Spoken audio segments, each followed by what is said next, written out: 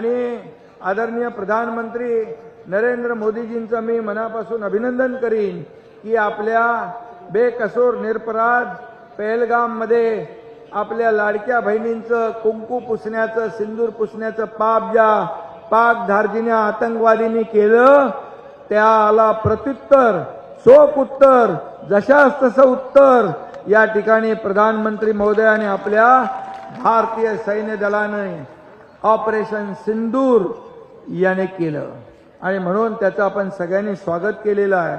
आणि म्हणूनच आता हा भारत आहे, नवा भारत आहे आणि आता कुठल्याही आतंकवादी दहशतवाद्याने भारताकडे डोळे वटारून बघण्याची हिम्मत करू नये अशा प्रकारचं चोख उत्तर आपले सीमेवरचे जवान देत आहेत। आज एक दोन आपले जवान महाराष्ट्रातले शहीदही झाले।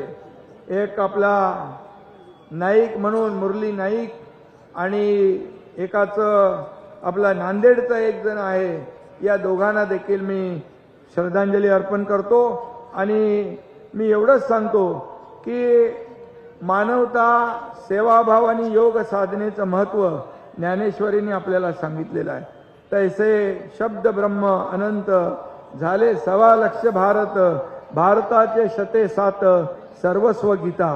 आणि म्हणून यामध्ये आपल्या सगळ्यांना ज्ञानेश्वरीचं महत्त्व माहीत आहे। संत ज्ञानेश्वर महाराजांचे जे काय त्या काळामध्ये जे समाजाला देणं लागतं ते देण्याचं काम या ठिकाणी ज्ञानेश्वर माऊलींनी केलंय आणि म्हणूनच आज आपण त्यांची ही सप्त शतकोत्तर म्हणजे 750वा सुवर्ण महोत्सव या ठिकाणी साजरा करतोय।